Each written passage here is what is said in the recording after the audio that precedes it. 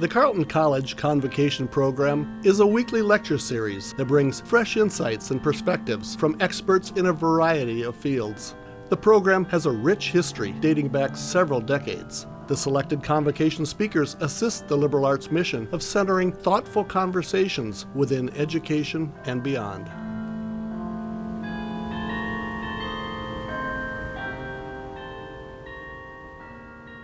My name is James Alexander. I'm a sophomore here at Carleton, a prospective double major in geology and political science, and a dual sport athlete on our football and track teams. It is such an honor, and I'm so incredibly blessed to stand here today to introduce such an incredible human being. Before I introduce Mr. Golub, the first legally blind Division I football player to play in a game, I want to share why his story resonates so deeply with me. The most obvious connection is our shared love for football. As I'm sure Aaron will discuss, football is a life-changing game, not just for the thrill of the game itself, but for the lessons that it teaches you every day. Resilience, accountability, and so many more. I'd also like to quickly thank Coach Durnell, who attends almost every single one of these convocations, by the way, for giving me the opportunity to continue playing the game I love here. However, the deeper connection I feel to Aaron's story stems from my two beautiful sisters, Christine and Audrey. Both were born with brain atrophy, meaning they lack the ability to walk, talk, and the basic motor functions most of us take for granted. While my sisters have special needs, that is not what makes them special. They are the pure embodiment of happiness and strength. No matter what life throws their way, I've never seen them without a smile. They persevere through anything and everything, and I truly believe the world would be a better place if we all lived with even a fraction of their spirit. While Aaron's circumstances and those of my sisters are different, the core truth is the same. Anything you set your mind to is possible. We are all born with different challenges and setbacks, but if you truly want something, you have to go for it. No one says it'll be easy. In fact, it probably will not be. But at the end of the day, you are the only person that can stop yourself from reaching your goals. It is now my privilege to introduce the man who lives that truth every day. Aaron Gallup made history as the first legally blind Division I football player to play in a game while at Tulane University. Since his journey began on Good Morning America at age 17, he's become a world-renowned professional speaker, entrepreneur, and consultant for organizations like Pinterest, Deloitte, and PepsiCo. He has been featured by CBS, NBC, Sports Illustrated, and the New York Times. While his accolades are many, including becoming an NFL free agent, he is most proud of being named the captain of the Tulane football team, a testament to his leadership and the respect of his peers. What Aaron stands for, however, transcends the game of football or the business world. It is his dedication to unyielding perseverance. He represents the refusal to be defined by a diagnosis or a limitation, proving that human will is more powerful than any force on this planet. Aaron doesn't just look for us to try harder. He challenges us to question the restrictions we think are holding us back and to move past the excuses we build for ourselves.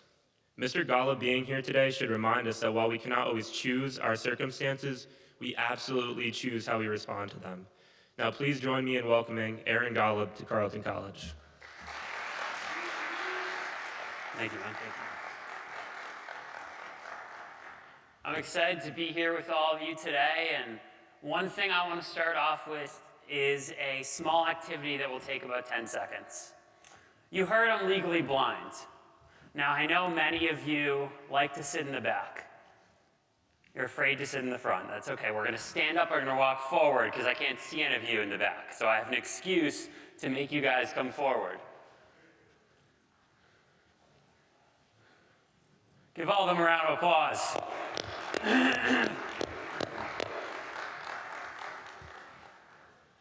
Being legally blind, what that means is my right eye is totally blind. I have no vision at all. My left eye I see out of a really tiny hole. That's my field of vision. But it's not for me the most challenging aspect playing football. The challenges I face have nothing to do with sports, have nothing to do with how I played football. It's the little things that I face every day that nobody sees. For me, the greatest challenges I go through are things like, how do I cross the street and not get hit by a car? It's when I'm cooking dinner, how do I know it's done? When I'm traveling and navigating a new airport, a new hotel, how do I know where to go? Those are my greatest challenges. And understanding that they are a part of us is important, but they're not all of us, and they don't have to define who we are, because we all have them. I want you all to take a minute and think about your challenges, your differences, your limitations. And I really want you to think of them because we will come back to them later on today. And no matter what they are, they're a part of us, and that's okay. For me, growing up, I struggled a lot being legally blind. Struggled in school, with confidence, in sports. Picked last for every sport I ever tried when I was a kid. And I tried every sport you can ever imagine, usually ones that, being legally blind, was probably not the best idea. I tried baseball, I tried hockey, I tried basketball, I tried lacrosse. Never was any good. In 7th grade, I found football. Now, I knew I couldn't be the positions that everyone wanted to play. Couldn't be a wide receiver. The ball would just come and hit me in the helmet. I couldn't be a quarterback and find the wide receiver way downfield.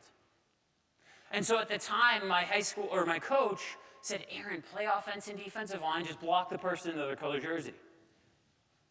But not being very big, fast, strong, athletic, and being legally blind meant I wasn't very good. I wasn't getting on the field, I was on the bench. But up until that point, I hadn't really been much on a team, and so I was thrilled, I was excited. I took that opportunity to learn, to grow, to get better every day, even if I wasn't playing. And that's what was important to me. Most of us want to be good at whatever it is that we do, but we go through those periods in the beginning that we struggle. Some of us, that takes longer than others, and that's okay. For me, it took a while. For the next few years, that was my life, not getting on the field, sitting on the bench, and I found myself a sophomore in high school as a third-string junior varsity athlete, never getting on the field. Now, a minute ago, I told you that your challenges don't have to define you, and they're only a part of you. They're not all of you. But for me, up until that point, being legally blind did define me. It was all of me. I was the legally blind kid. It controlled what I could and couldn't do, what I thought and perceived about myself, and what others thought and perceived about me. And I was tired of it. I was tired of struggling in sports. I was tired of struggling in school. I was tired of struggling in life. I wanted to find a way to be successful despite being legally blind and what this limitation said about me. And the first step was, how do I think differently about it? How do I accept it in my life? We all have these challenges. We can't always control them. I had to accept the fact that there's nothing that I can do to change it. Can't change that I'm legally blind. It's a part of me. But what do I do with it? How do I think about it? How do I act because of it? Those are all questions that we should ask ourselves about our challenges and our limitations every day. I knew that I wasn't going to be a star quarterback, but I wanted to get in the field, and so the question I asked myself was, how could I get on the field? How could I start thinking outside the box, having a new perspective? And I found the position long snapping. If you don't know what that is, I was the person on punts and field goals in a game that would throw the ball between my legs and the ball would get kicked or punted. It's a very unique niche position that truthfully not many people want to play. And I realized if I got really good at this specialized position, maybe I'd get a chance to be on the field. Maybe my vision wouldn't matter. Maybe I would have an opportunity. But I also realized being legally blind, my athletic ability was way down here. It was terrible. Everyone else was up here. If I wanted a chance, I had to find a way to bridge that gap. And so I had to do what others wouldn't. I'm a strong believer that despite your limitations, if you do what nobody else is willing to do, you'll get results that nobody else is able to get. For me, it wasn't going to be enough to just go to class and go to practice with my team. I had to do what they weren't doing when they weren't around. And so for the next 3 years of high school, I started waking up at 5 a.m. every day, going to school and practicing long snapping for an hour and a half in the mornings. No one was there. It was dark. It was cold. Went to class, went to practice with the team, and then lifted weights for an hour and a half every night. No one was around. And I knew I wouldn't see results tomorrow, next week, or next month, but if I did this every day, every week, every year, that consistency would compound over time. I would get better. And the funny thing is, in the beginning, it wasn't my athleticism that was getting better. It was changing who I was, my confidence, my personality. I was keeping these promises that I made to myself. I was shaping what I thought about myself and what I could do. I was shaping the opinions that I had because growing up so often, I was coddled, I was taught that I couldn't do certain things by others. And by changing my lifestyle like this, I taught myself what I could do despite being legally blind. And it changed my perspective, my personality, my confidence before it changed me as a football player. But that would follow. 3 years later, in my senior season, not only was I playing, I was starting on varsity, but I was ranked as one of the top long snappers in the country and one of the top football players of any position in Massachusetts. Because I was willing and able to do what others weren't. I went from being a third-string JV athlete to a top athlete by doing what others wouldn't every single day, by thinking differently and changing my perspective time and time again. Now I was playing, I was getting on the field, I was getting attention, but not from college coaches. You would say, if you were ranked that highly, why weren't college coaches calling you? Well, some did, but the second they found that I was legally blind, they didn't want to give me a chance. They didn't want to give me a shot. They didn't want to give me an opportunity. Their immediate gut reaction was, it's too much of a risk. He can't play. He's going to get hurt. He can play in high school, but not here. I didn't know what to think. I had this dream. I had this goal of how do I keep going. Didn't matter if others wouldn't believe me, what would I do? And so I thought about the only thing that I could. If they weren't going to come to me again, how would I think differently about this, and how would I go to them? When we want something bad enough, we'll find a way, we'll persevere. And so I started picking up the phone, and I called every college coach I could. Just kept dialing and dialing until someone would talk to me. I didn't care if I got 100 people to hang up on me because I knew that I only need one person to say yes. I didn't need 100, I didn't need 1,000. I needed one coach, one team, one school to believe in me. I remember I started to get a little bit of interest. This big school on the East Coast wanted me to go down, wanted me to visit.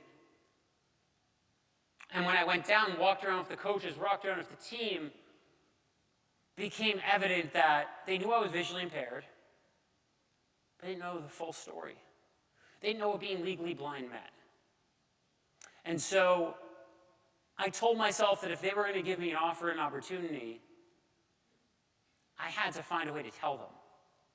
But at 17 years old, that wasn't something that I was super comfortable talking about, my vision. Being open, being honest, being vulnerable about it. But I had to find it within me. And so at the end of the day, when we sat down in his office and I had that conversation, I was vulnerable, I was open. I told him about my struggles, my challenges. We shook hands and I went home thinking, hey, I'm getting an opportunity. This is great. And I thanked him for his time. Sent him an email and said I appreciate it. Next thing I know, a few days passed, a week passed, and then 2 weeks. Hadn't heard anything. But I get it. He's a busy guy, not a problem. And then I saw online that he had offered a different long snapper. To me, this wasn't just another no. It was a flat-out rejection. It was a slap in the face. I didn't know what to say or do. I had been open and vulnerable about this thing that I didn't know how to talk about. He didn't want anything to do with it. And it immediately put me in this position of questioning again. Is this worth doing? Will anyone believe in me? Should I just quit? But again, we can't always control what we can't control. I couldn't control his opinion, his judgments, his belief. I couldn't. I could control what I did every day. When I was playing football, and I'm sure a lot of the football players here will relate to this, our coach would say, you can only control the controllables. You can control if you make penalties. You can control if you hold the ball high and tight. You can control those little things. I could control my attitude. I could control my effort. I could control how hard I worked. I could control how positive I was every single day. Didn't matter if he wasn't going to give me a shot. I would keep waking up and finding that person that would give me an opportunity. And eventually I did. Tulane called and they didn't care that I was legally blind. They wanted me to come play and be a part of their team. And I'm grateful. I remember my first week of training camp there. One day we're doing special teams. We're doing punt. The first team goes. Then my coach yells, second team punt. I'm so excited. It's my first reps in a college practice. I sprint onto the field. I throw my helmet on. I start to get set over the football. And this linebacker from the defense starts walking towards me. And he points and he goes, "Isn't that the blind kid?" In my mind, I'm thinking, is that what everybody thinks? That Tulane brought me in to be nice as this feel-good story, as this charity case. That's not what I wanted. I want people to know, to understand that I'd earned this, I deserved this opportunity. That I wasn't just this blind kid. I was there to play football. Sometimes we can't change others' opinions, like I mentioned, but sometimes we can.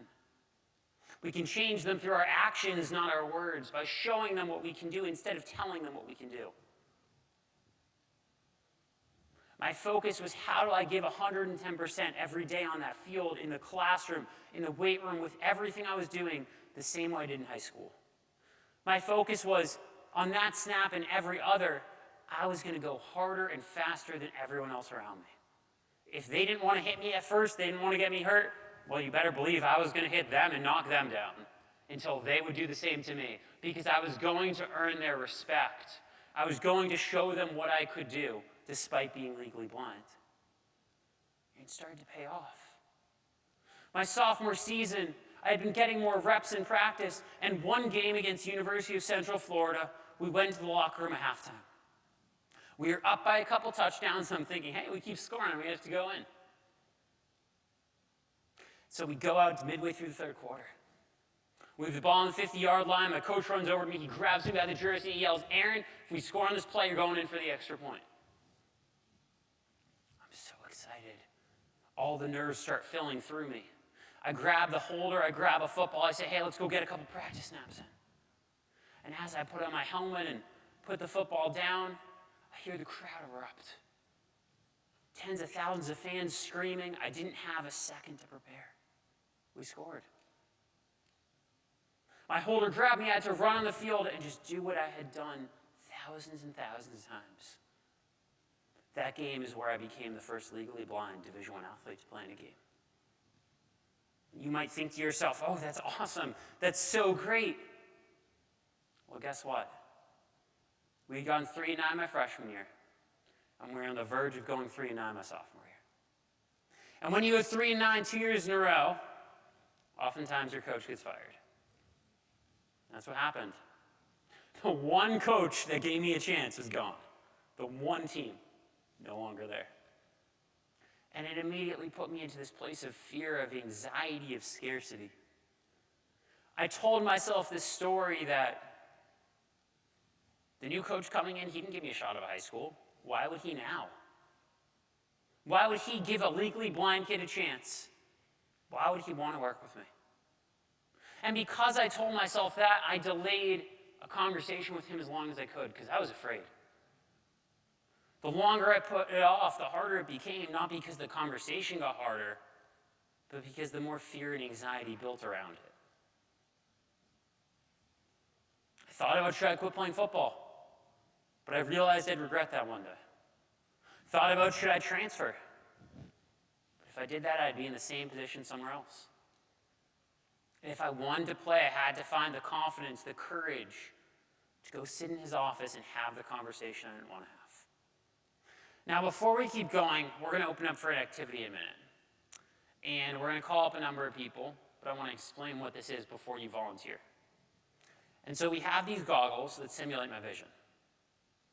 Nothing in one eye and a tiny hole in the other. Tiny blurry hole. We also have a tennis ball. I'm going to come down there because we don't want people falling off the stage. But you're going to play catch with your partner and step into someone's challenge that isn't your own and see what it's like to be legally blind. And so I'm going to come down in a second, but we want to start with 4 people. Don't feel like you need to raise your hands. I won't see them. If 4 people want to volunteer and come up to the front, feel free.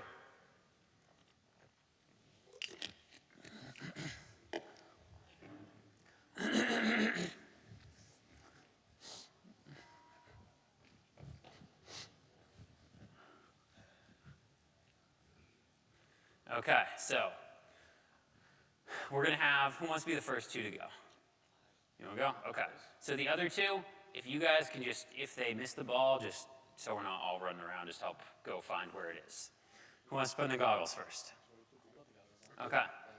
So here's the rule for the first 2 of you. So we'll have you back up. You each back up a bit. Well, a few more feet. You guys are only going to have one rule for this first group. Can't talk. You can't tell him when you're going to throw it. You can't ask when you're there. You're just going to throw it whenever you're ready. Don't chuck it in his face, but toss it whenever you're ready. Don't talk.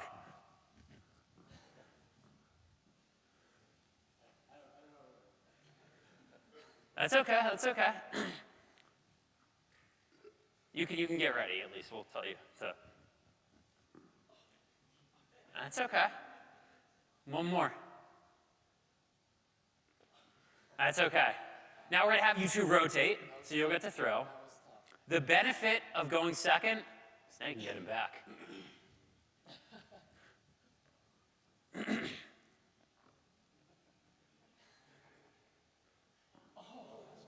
That was very close.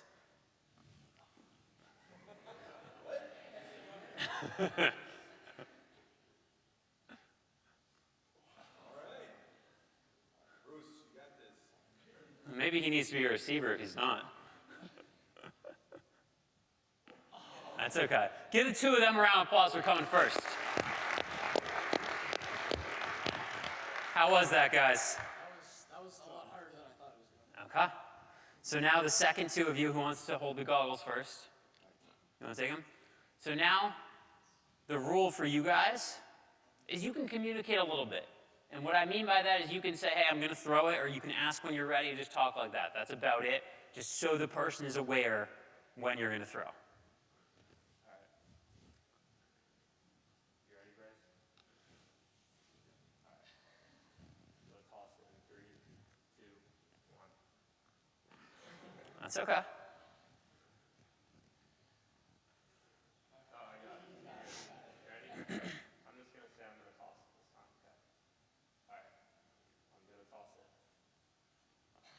That's okay. One more, you got it. I'm going to count down from 3 this time. 3, 2, 1. Ah, so close. Now we'll have you 2 switch, so you'll throw, you'll catch.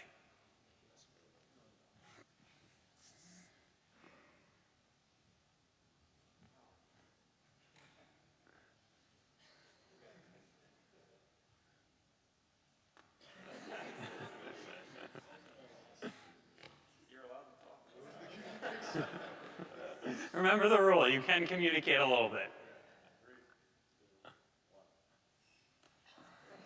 That's okay. You got it, one more.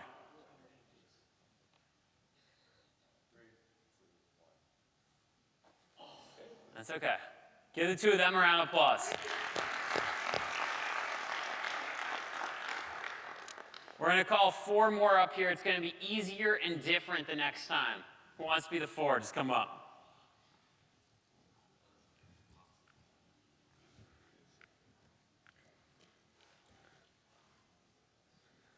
Okay. So here's the thing that I want you 4 to learn from. Learn from what they did well and what they didn't do well.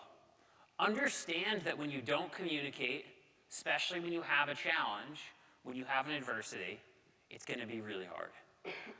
What I want you 4 to learn, the only rule is there are no rules. I want you to learn that when you work together, when you with the ball is a leader, is a teammate can communicate to the other person. When you catching it can ask for help and ask for what you need, it's not going to be easy, but you can do it. There's no rules. You can come in closer. You can go further apart. You can speak through it. Whatever you want to do, work together. So who wants to be the first two?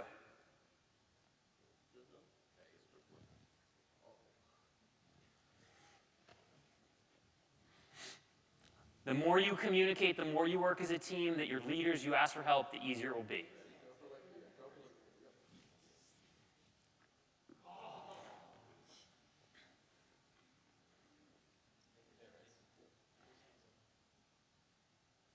Good job.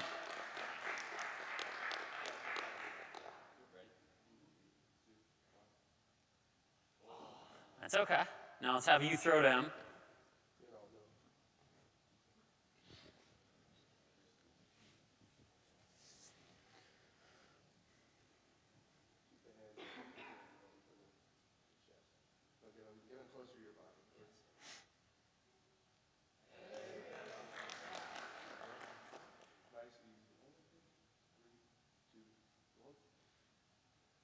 Good job. Do one more. You got it. 3, 2, 1. The two of them are out. Applause for coming up. All right, so now we have the last two. Before we start these last two, same rules as them. Whatever you guys want to do, work together. I also want you to challenge each other.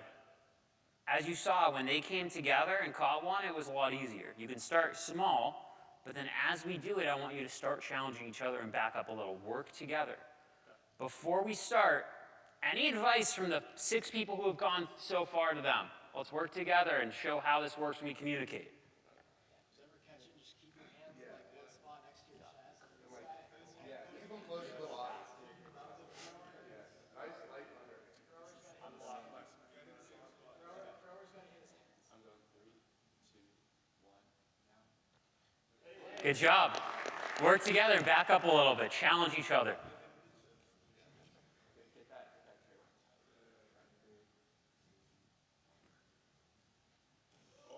Oh, so close.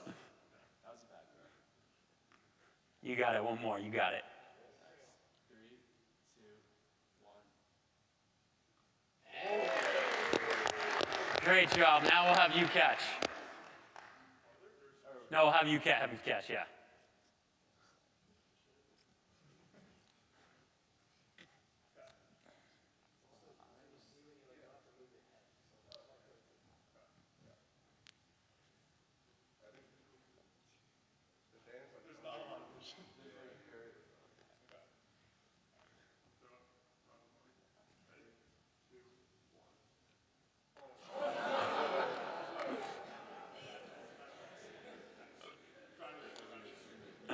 It's okay. Work together, guys. You got it. 3, 2, 1. Good job.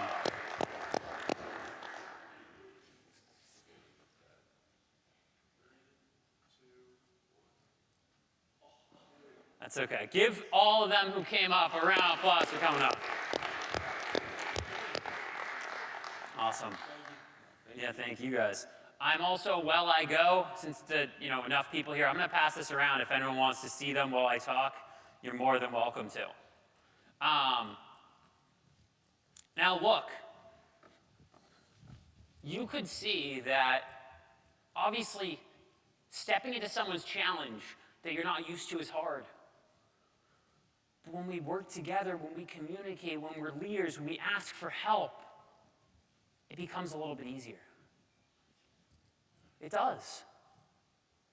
Give you another example. If I'm to send a text message or read an email, I can't see my phone if it's out here.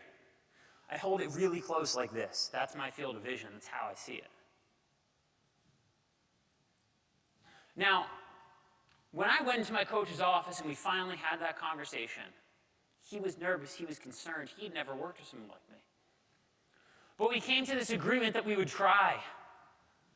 We came to this agreement we would try spring practice. If it worked out, awesome. If it didn't, if we had to part ways, we would, but we would try. My focus immediately shifted. It shifted from how I could be the best player on the team to how I could add the most value. I realized if I could be a small piece in taking this losing program and turning us into a winning team, maybe I would always have a spot. If I could develop the skills needed to add value, if I could become a better leader, become a better teammate, become a better communicator, the things we were just teaching down there, I would always have a spot. Not only would I always have a spot, but those would lessons that would last with me well beyond football and sports. My focus became, if we were running sprints and someone was struggling, how do I support them to keep going? If we were in the classroom and someone didn't do well on a test, how do I help them study differently so they can do better on the next one? It became, if we're in the weight room and someone grabbed a weight that was too light, how do I push them to pick up a heavier one? Because the best leaders know when to help and support others around them and know when to push them. 2 years later, not only had my coach and I never had that conversation again, but he named me a team captain. Because I was able to change his perspective from, I don't know if Aaron can do this, to Aaron can add value to this team every single day. And I'm grateful for that. At the end of my senior season, I didn't want to be done, though. I wanted to keep playing. I wanted to make it to the highest level I possibly could to the NFL. And so in the spring of my senior year, I started training for my pro day, essentially a tryout for NFL coaches and scouts. And for part of that semester, I flew out to San Diego, California. I was training with legendary NFL kicker John Carney and his team. Guys getting ready for the next season, for the draft, for their pro days. Remember the first day I arrived. John looks over to me and he goes, Aaron, we're going to work out at the beach today. Thinking, awesome. Day one, go work out at the beach, run some sprints, get a nice tan, like great way to start the week. Let's go. And so we all get into his car and we start driving. And when we park, we get to the top of these stairs and we're walking down them, and there's probably 50 stairs. There's rocks everywhere, there's cracks, there's clumps of sand.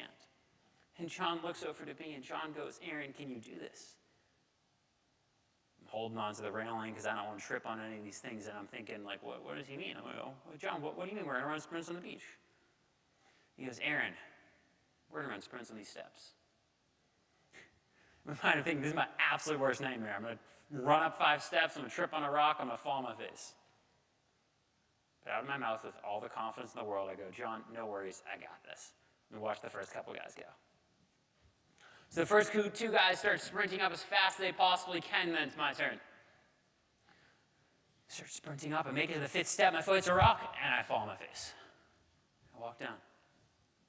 Get to the bottom, I take a look up at these steps, I take a deep breath. I start sprinting up as fast as I can. Make it to the 8th step, my foot lands in a crack, twist my ankle and fall over. And I walk down.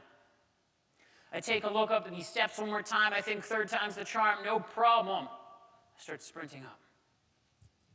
Make it to the 12th step, hit another rock and fall over. And this time I get up slowly and I'm thinking to myself, why me? Why am I struggling? Why am I legally blind? Why is this so easy for everybody else? Why can't I do this? It's hard. And that's how most of us think. Most of us have a challenge, have a limitation. We say, why me? Why is this happening to me? But in reality, the challenges, the differences, the limitations we face don't happen to us. They happen for us for a reason. They happen for us to learn, to grow, and to get better. Go back to the challenge you thought of in the beginning today. I told you we'd come back to it. Because you each have different challenges, that means you each have different paths. If you're trying to accomplish the same goal as someone else, but you have a different challenge or limitation, it's going to be harder, isn't it? And so when you have that goal, it's looking at the situation and saying, what path is right for me? Because there's thousands of paths to get you to the same end result. It's not about the path that's right for your friend, for your family member, for your teammate. It's not the path that's right for the person you see online. It's the path that is right for you. I realized in that moment I was walking down the stairs the 3rd time. If I kept doing this, I'd never get there. This wasn't my path. I'd keep tripping. But if I went slowly, if I understood my surroundings, if I knew where those rocks and cracks and clumps of sand were, maybe I'd make it there. And so I started walking up those steps. And every time I would go up, I'd go a little faster, I'd be jogging, I'd be running, and eventually I'd be sprinting. It took me 20 times. 20 times to be able to sprint up those steps, but I was able to make it because I found the path that was right for me and not the path that was right for someone else. I'm thankful, I'm grateful that I was born legally blind. It's the greatest thing that's ever happened to me. If I could go back to birth and change it, I wouldn't. And I say that because being legally blind is what allowed me to play football at the level I did. Create the relationships I have, the business I run, it's what turned me into the person I am today. Because of that, I'm grateful. Growing up, I didn't think that. Growing up, before I accepted it into my life, my thought was, why can't I drive and get my license if everyone else can? In high school, it was, why do I have to look at my phone like this and look like I'm smelling it? Why do I have to look so weird doing that? But once I was able to accept that I can't control it, I was able to think differently about it, to change my perspective about it, to ask and say to myself, how can I learn from this and grow from this every day, and how is this happening for me? Because most things in life I can do. Can't drive a car, I can't fly a plane. If you ever get on a plane, I'm your pilot, I would run off that plane pretty quickly. But most things I can do. Sometimes I need a slight adjustment, but that's okay. We all need slight adjustments. We all need different paths. And it's finding the path that is right for you. Take a minute and go back to your challenge, to your difference, to your limitation. Keep coming back to them. Now, the same way I had you think about that challenge in the beginning, I want you now to think about where that's holding you back and where you see it's stopping you from something. Ask yourself, what path can you take that's different from what you're doing now? Where are you trying to fit into the norm? Where are you trying to do something that doesn't make you seem different, but it's not working because of your limitation? For me, growing up, I always wanted to fit in. I wanted to be the same as others. Being legally blind separated me. And because of that, I struggled in so many ways because I didn't want to be different. I didn't want it to affect me. And I tried to do things and failed at those things because I didn't want to seem different. I didn't want the help that I needed in school at first. I didn't want to do things differently. And eventually I learned that asking for help is not a weakness. So many of us believe it is. We're afraid to do it. Asking for help is a strength. It's a sign of confidence. It's a sign that you know who you are, what you need help with, what you can do, where you might need support. It's not a bad thing, it's a good thing. I'm grateful for being legally blind. And I'm not asking you to go out tomorrow and say, I'm grateful for my challenge now. But what I'm challenging you to do is to start thinking differently about your limitations and your differences. My challenge to each and every one of you is to ask yourself every day, how can I learn from, grow from, and get better from my limitation, my challenge, my difference? And when you do that every day, you will start thinking differently about it. You will start having a new perspective about it. And then maybe way down the line, you can find gratitude within it. So in a minute, we're going to open up for questions. And first off, I want to thank you all for having me here to speak. But I also want to say, I know that some people will ask great questions here, and others might not want to in front of the group, and that's fine. And so if you want to come to lunch and ask more one-on-one, you're more than welcome to as well. So thank you again for having me here to speak and share my story.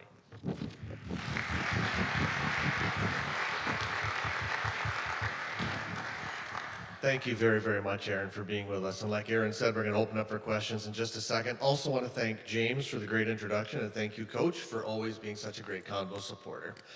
Speaking of the lunch, yes, we have some seats at the table, so please speak to me afterwards if you'd like to join us. We're going to be having beef pot roast with roasted carrots and pan gravy, baked mac and cheese, roasted red potatoes, steamed broccoli, dinner rolls, and key lime bars. So, pretty tasty. So, before we get to that, a little Q&A. Who would like to start us off with the first question or comment? And here we go, up front. So when you were a long snapper on like the punt team, did you like go down and like make the tackle with the guys after you snap the ball, or how'd that go? Great question. So what he's referring to, if you don't know, is oftentimes on punt, some teams run a non-spread style, but most teams run what's called a spread style. And so that means the long snapper has to run downfield and try and make a tackle. And so because of that, in games, I did not do punts in college. I did in high school. In college, the risk was a lot because they wanted the long snapper to try and make the tackle or get the ball.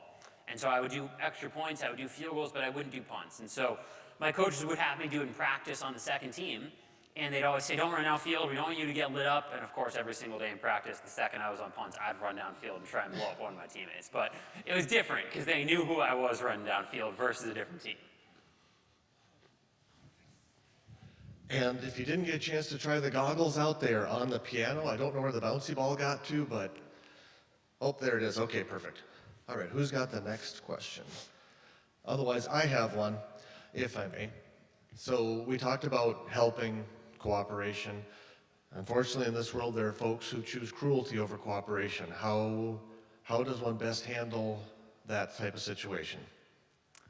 Do you mind just reframing? So when you say that, do you mean handle helping someone or handle when someone's not helping in the right way, just so I can understand? Right, when someone chooses to be cruel or offensive, Yeah. how does one best handle that when Yeah. they're on the receiving end?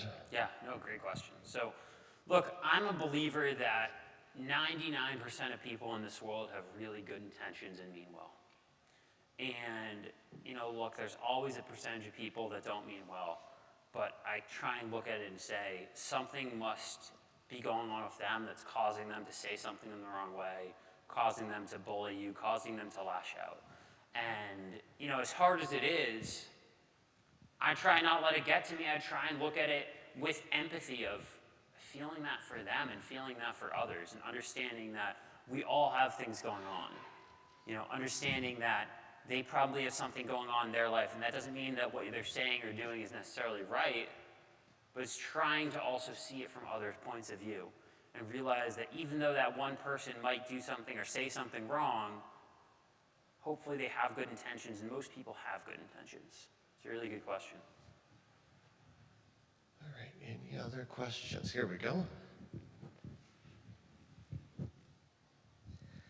You use the word excitement a lot before moments where it seemed like there was going to be lots of pressure.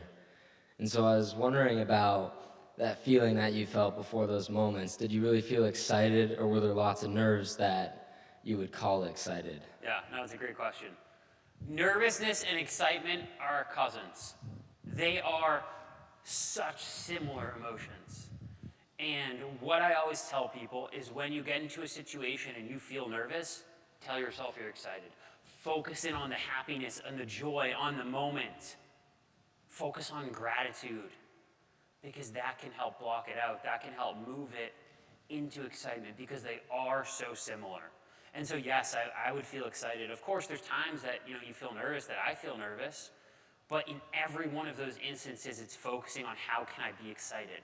Because for me as a long snapper, when I was playing, if I get on the field and I am nervous, I'm going to screw up. Because being nervous as a long snapper is the worst thing that can happen. If you're nervous, you're going to either roll the ball back or going to throw it over the punter's head.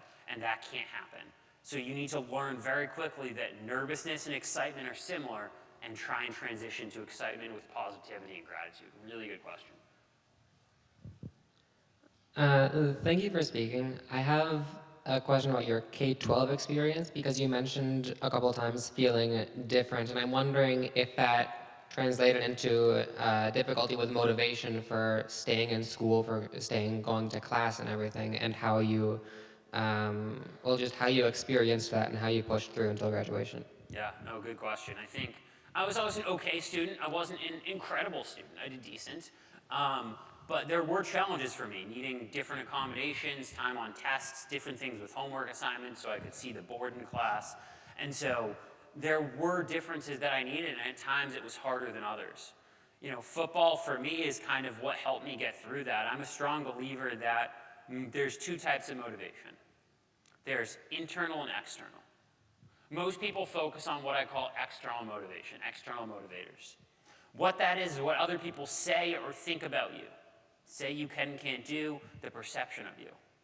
External motivators don't have much use. The only use that an external motivator has for me is if I go to the gym tomorrow, if I want to squat, I'm going to think of something that pisses me off for 3 minutes so I can squat and do my sets. Besides that, doesn't really serve much of a purpose. Internal motivators are what is your why? Why do you want to do something? And when you can find that internal motivation, that's what carries you months, years, decades down the line. For me, my internal why was I want to play football and I want to get really good for me. And you know what that means? Sometimes you have to deal with things that you don't want to deal with. And unfortunately, that's part of life. But for me, that meant I had to find a way to make it through school and do well. I had to do certain things if I wanted to play because I cared so much about football and I had that why. That's the motivation that pushed me through others. And so I'm always a believer of asking yourself, why do you want to do something? What is that internalness for you? And that can help shape other aspects of your life. So good question. What's the biggest unexpected struggle you faced? You know, it's really the little things in life. And so I'll give you a quick story. I'm such a believer of helping others and being kind to others before you need it. A few months ago, I was traveling. I was flying into Nashville. I travel all the time. And when I go to airports, I get what's called a meet and assist. I'm the person that you hate that doesn't wait in security lines, but it's amazing because they don't want to wait in security lines, so they walk me through to where my gate is. And so when I landed, they walked me out to where I could get an Uber. And I can't find it because they had left. I'm running around the garage, and this person sees me struggling. She was actually sitting next to me on the plane. When we got on, she had a really heavy bag. I picked it up for her. I put it in the container above. When we landed, I put it down for her. No expectation of anything. But she could tell I had a vision impairment at least. And she came over and she helped me figure out where that Uber was and how to get in it. And I'm grateful. I didn't expect that. But those are the little challenges that I face every day that are the hardest, the things that nobody sees. And that's why I believe in helping others and being kind to others in those situations, because who knows if she would have come over to help if I didn't help her without that expectation. Question. But like, how did you get your technique, or like, what kind of drills did you do to like get so good at long snapping? Practice, practice, practice. It's one of those things where, you know, I would go out every day. Yes, I would snap, 50 balls a day, but it was more doing drills to work on the spiral, to work on the accuracy, and just spending time. And you'd be amazed to see if you spend, an hour a day for 5 years or even 5 months, how good you can get at something. All right, I'm going to jump in with one quick, I think we talked about this at supper last night, but what is your dream location that you want to be invited to come speak? Look, I am so fortunate that I get to travel all over to speak and do work. Actually, earlier this week, I was in Hawaii speaking at an event, and so far that's my favorite place that I've been, multiple times to go and, travel to speak. And so it's just cool that I get to go all over, but I think that as of right now, is my favorite place I've been, and, love going there when I have the opportunity to. Hello. Okay. So my question is, growing up, who were your biggest heroes, or who had the biggest influence on you? Yeah, so, I always have to give a huge credit to my parents in this scenario, and there's 2 reasons. I think the way they raised me is incredible. Most kids are struggling to get out the door. They're 5 years old, and they don't know how to tie their shoes. And parents rush them and do it for them because they want to get them out. My parents would look at me and stand back and fold their arms and go, "Aaron, go figure it out." And they understood that I had to build resilience at an early age because being legally blind, I'd face other challenges later in life. That's the first reason. The second reason is I told you I woke up at 5 a.m., went to school, and practiced long snapping every day in high school. I also told you I don't drive. One of my parents every day would take me, usually my dad, because he would come and catch my snaps. He never would ask me the night before if I wanted to go because it wasn't his job to make me great. But it was his job to help and support me if I wanted to make myself great and push myself. And so whenever I went to him and asked if we could go, as long as he was able to, he would.